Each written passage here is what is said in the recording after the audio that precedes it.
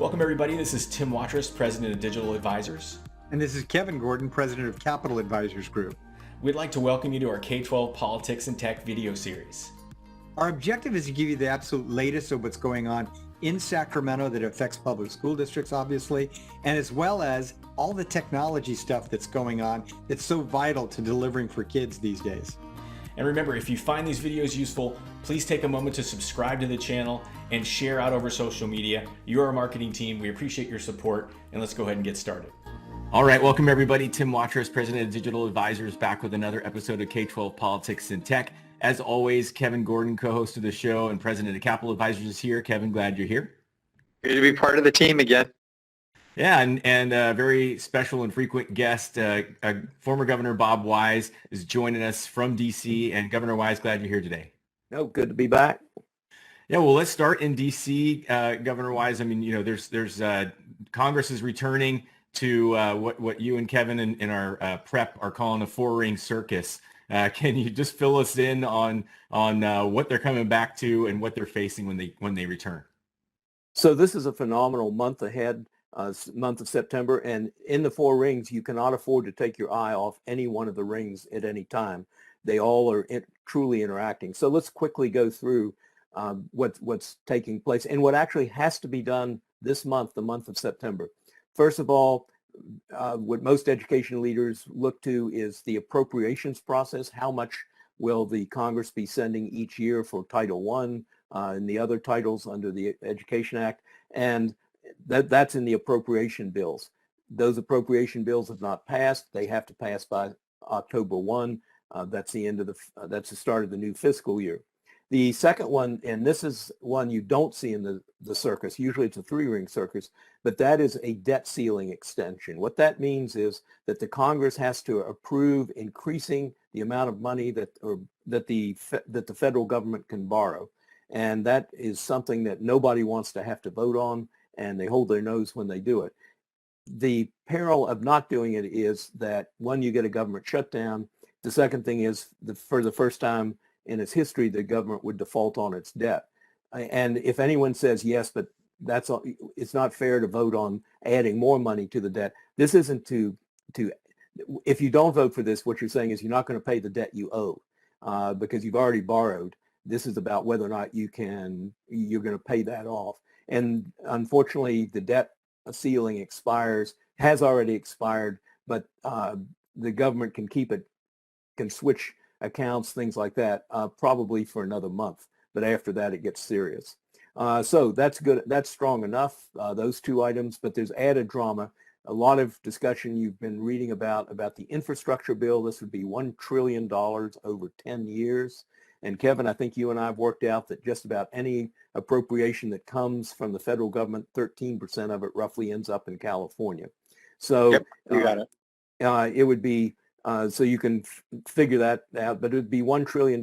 Actually, both houses have agreed on this. This tends to be supported by Republicans also, as well as Democrats. The problem is it's become a hostage to, and here's the fourth ring, the $3.5 trillion, that's over 10 years as well, $3.5 trillion, what they call reconciliation package. This is more advanced money for child care, $82 billion for improving school facilities, $35 billion for improving child nutrition, about $200 million for supporting school principals, $200 million for high quality teacher residencies, $200 million for growing your own teacher prep programs. And then, as I say, additional money for child care, things like that.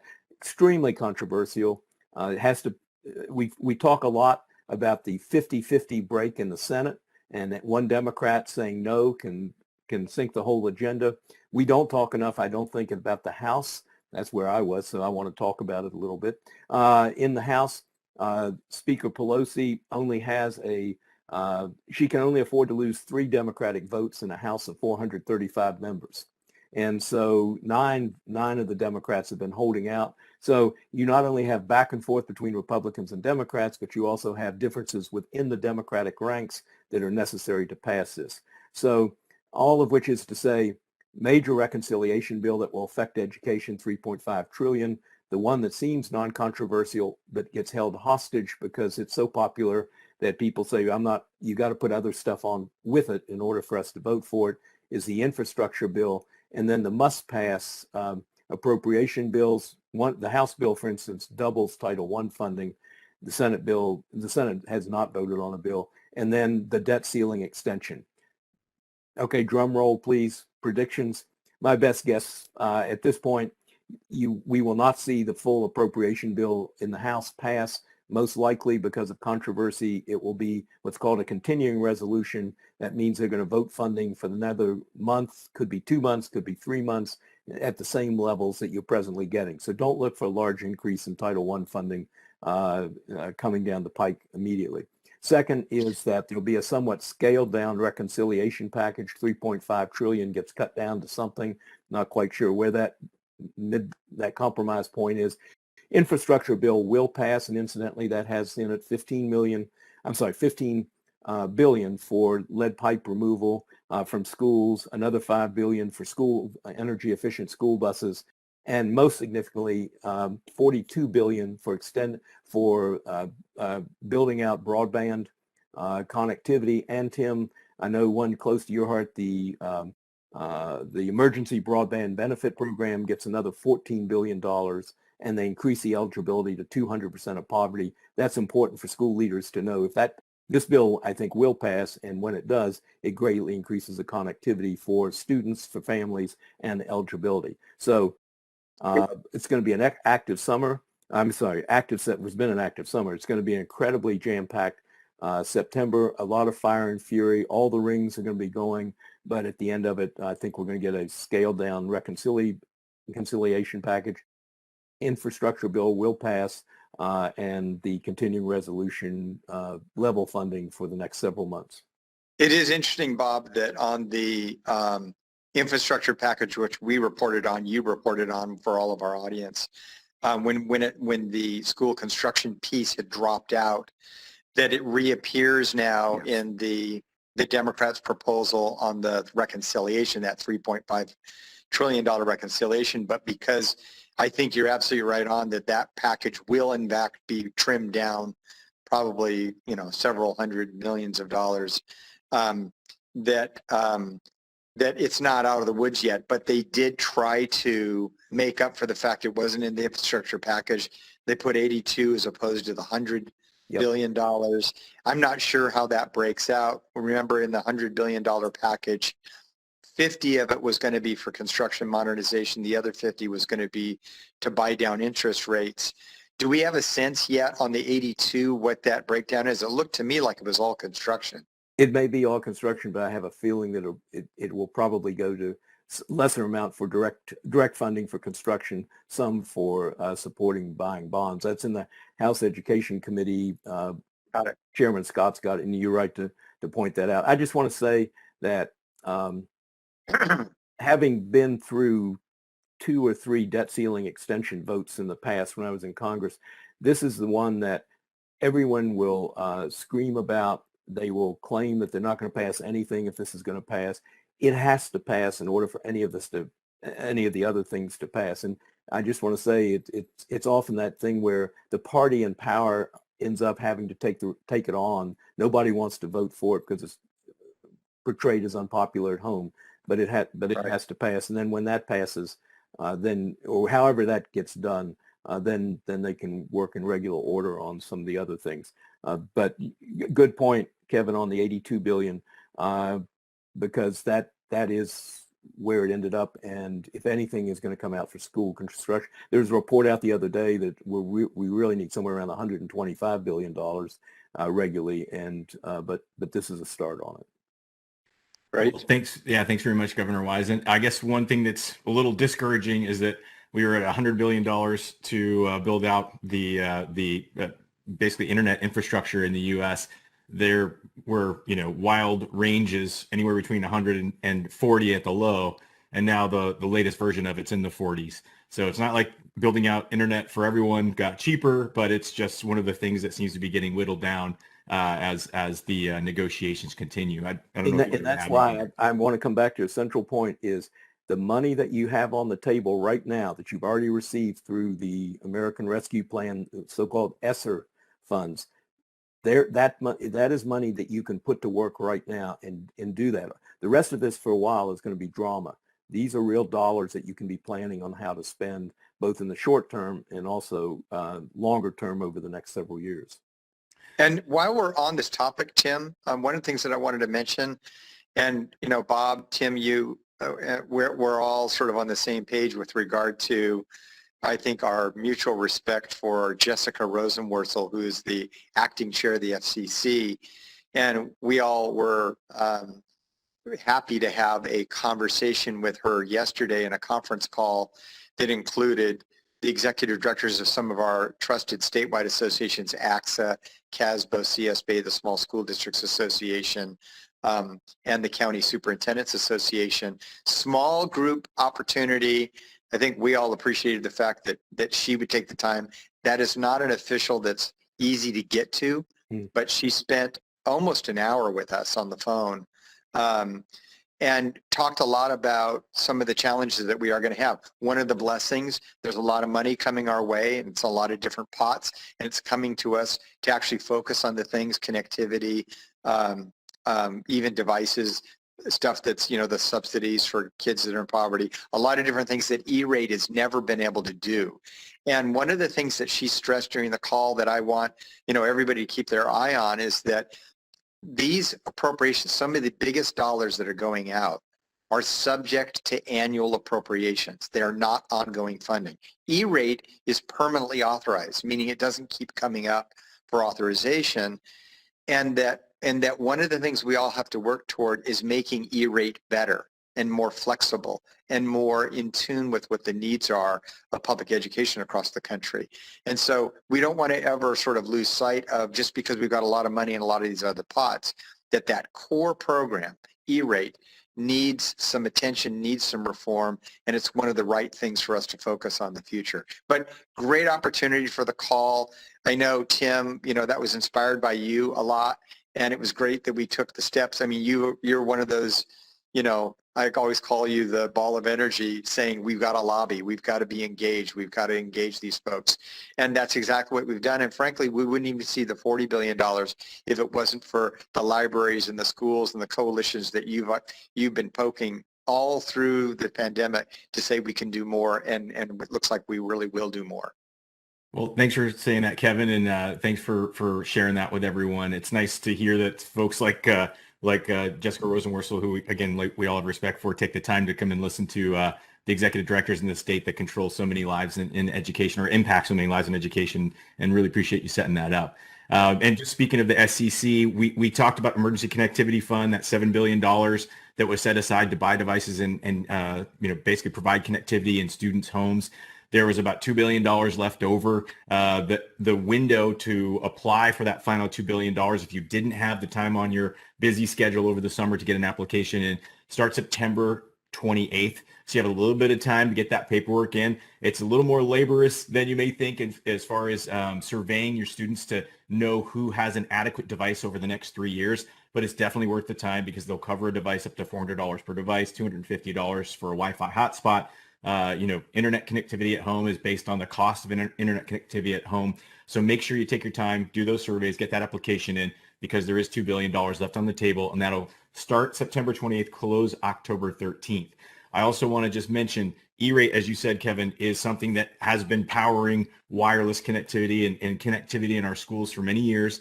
They funded more in the September timeframe than they've done in the history of the program, or at least in any recent history, at over $2 billion. That's for your local networks. So if you're coming back and everyone's got a device and your local networks are being overwhelmed, the new window to apply is coming up this basically early spring. So getting your teams ready to make an application for your local networks is very important, and that's funding that you'd see the following year. But you have to hit these filing windows. If you're not familiar, you remember John Harrington, CEO of Funds for Learning. He's that's basically the largest E-Rate consultancy in the U.S.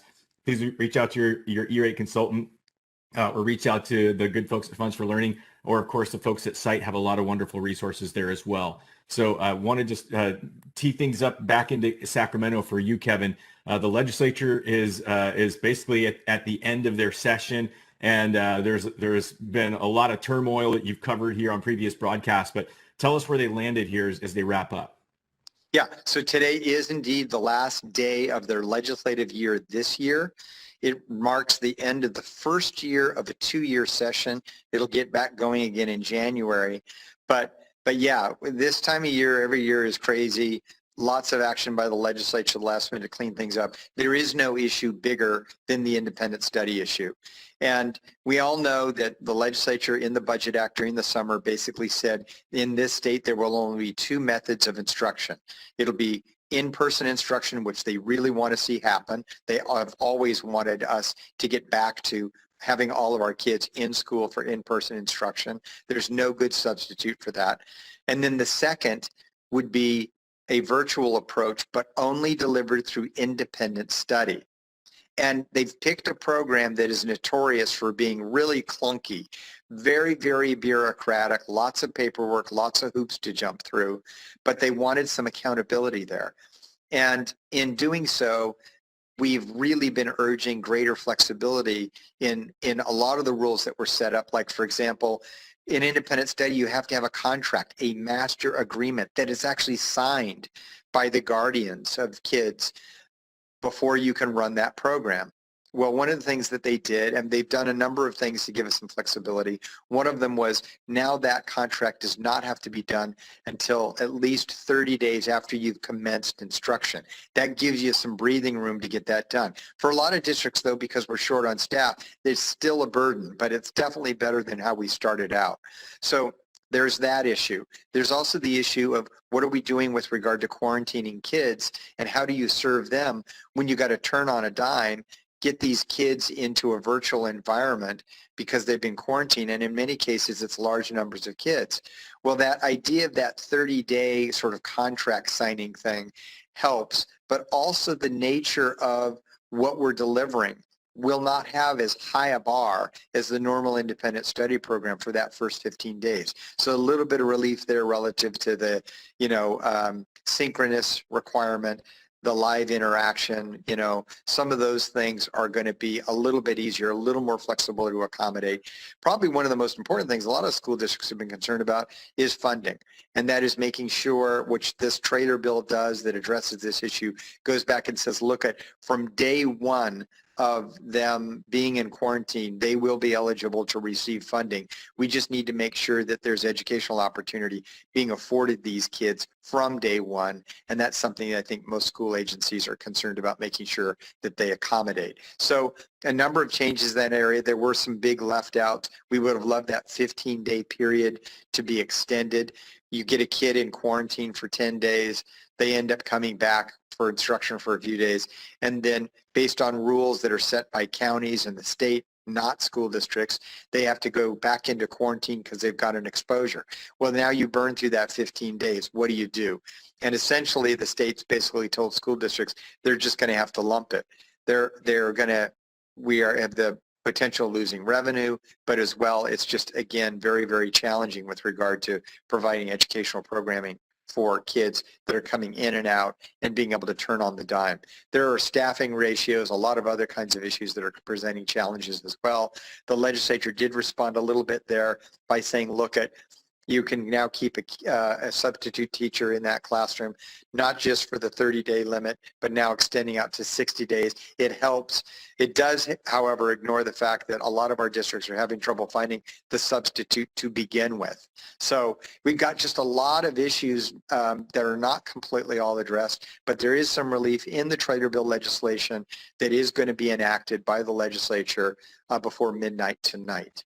So lots going on there. There are other issues and bills that are going down to the legislation that Assemblymember Reyes authored with regard to requiring that we give layoff notices in March to our classified people. Looks like it's steaming through and will in fact go to the governor. We have very little doubt that the governor would sign that legislation.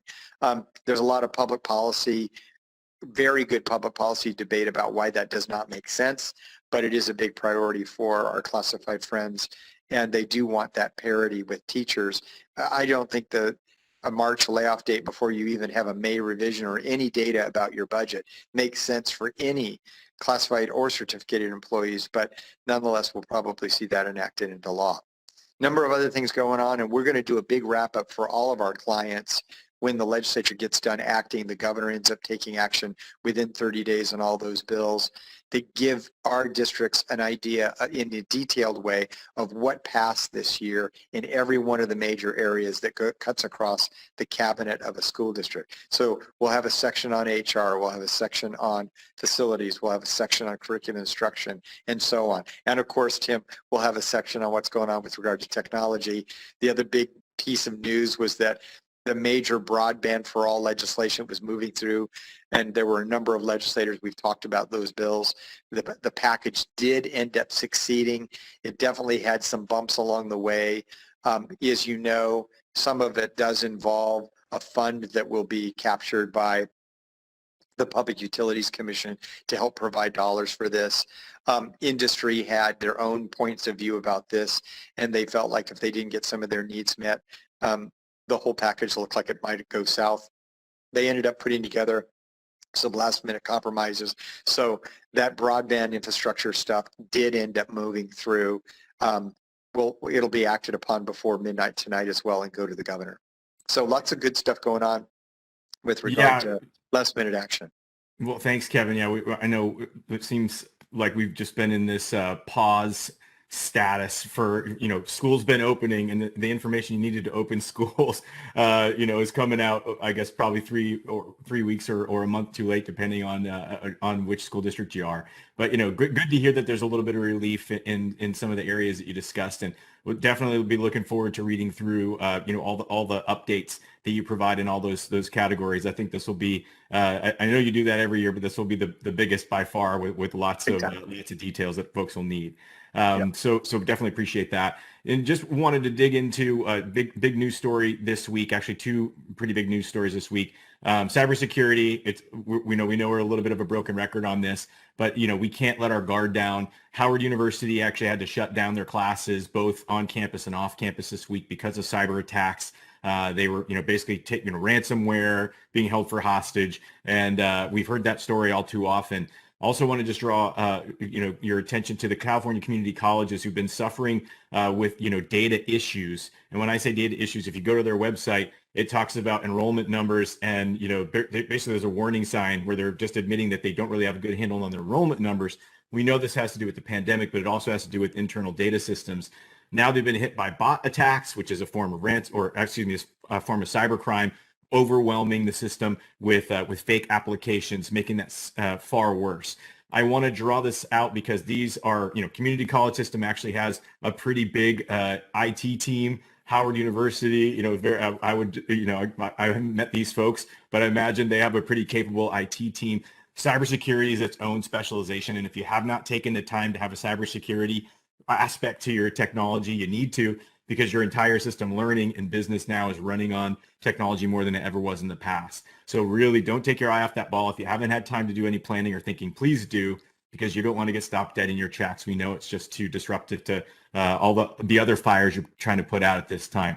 So, please take a few moments to do that. And then, Kevin, I wanted to jump in on LAUSD, who's in the news, some pretty big vaccination news at LAUSD this week. Can you fill us in there, please? Yeah, so, LA Unified probably in a precedent that, first step in the nation is going to be mandating vaccinations all across that very, very large district. And, it's actually been broached in a couple of other smaller districts as well, but LA is definitely getting the news over their decision. We noticed that the interim or acting superintendent, Megan Riley, appeared on lots of different news channels last night talking about the board's rationale. And again, there's a lot of, rationale for why they're taking those steps. At the end of the day, what they really want to ensure is that in all their schools across the district, that when you do have the children that are under 12, they want to make sure that every adult and every student and every other person that those younger kids may come across are going to be surrounded by people that do have vaccinations, making it just that much safer in their school district.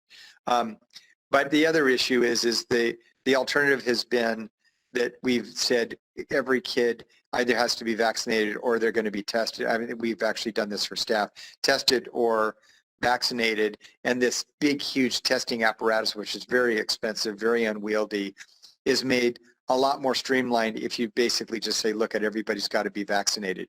So they've already had that rule applied to staff. Now they're applying it to students, which of course then starts entering a much more controversial phase. The question is because LA Unified's taken this step, and other districts may take this step, doesn't mean all districts will have to take that step. That's really yet to be seen. However, the president did take action yesterday that does require that for all Head Start programs and a number of other things, and I see him getting more aggressive with this with regard to the federal support that goes to schools. You're going to see an increasing amount of pressure by the federal government to say that if you're taking those resources, you need to have those students vaccinated. So I will not be surprised if this starts to ramp up a little bit. I attended a school board meeting the other night where you could tell there was a lot of concern by parents in that particular community about a vaccination mandate. So, just when we thought, maybe things might be getting a little less pressure on boards and communities, that I think the pressure is going to get even more and more rancor across communities between those who really want to make sure we're protecting students that are unvaccinated, those youngest kids, until we get a vaccination for those kids. And I know there's a push still ahead for that. But then there's just controversy about vaccinations just generally. So we're not out of the woods on that. But yeah, major big first step by LA Unified. And with great national implications as well, being second largest school district and a number of states which have anti-vaccination mandates saying districts cannot mandate. So this, I think, is an example of a large district going forward, coupled with the president's action. I think this becomes even more contentious. Yep. Yeah, I would even just say the not only the political dynamics, but also the logistics of it, simply because teacher shortage, it hits everyone, especially one of the largest districts in the U.S. So we'll see how this plays out, and appreciate you giving us that update, Kevin. More to come there, I'm sure, as that unfolds. And Governor Wise, I just want to say thank you so much for your time and sharing what's going on in DC with us today. Any final thoughts before we wrap up? My final thought is just how much is happening, and it's going to be happening over the next 3 weeks. And what I'd suggest is getting together around October 1st or thereabouts to do a summary of what actually did happen, and the deadlines that Congress did and did not meet that affect education. We'd love to have you back at that time. So thank you for recommending that. And Kevin, any final thoughts from you before we wrap up here? No, I think we covered it. Really great program this week. Thanks. Excellent. Hey, well, thanks everybody for tuning in. Just want to say, if you haven't yet, please help us spread the word about this over social media. Tell your friends. We hope it's a wonderful resource for you, and thank you for the folks that reach out to us and give us the encouragement. We do appreciate that. Look forward to connecting with you, and you'll find our contact information at the very end on the last slide here. So if you need anything, please reach out. Thanks again for tuning in, and we'll be talking to you next week. So thanks again for joining us for another week of this broadcast. And I just want to take a moment to remind you, if you haven't already, please subscribe to our channel and share this out over social media. Again, you're our marketing team. I'll also finish by saying, if you have some questions, please send them our way. We'd be happy to address them on a future broadcast. So with that, thanks everybody, and we'll talk soon.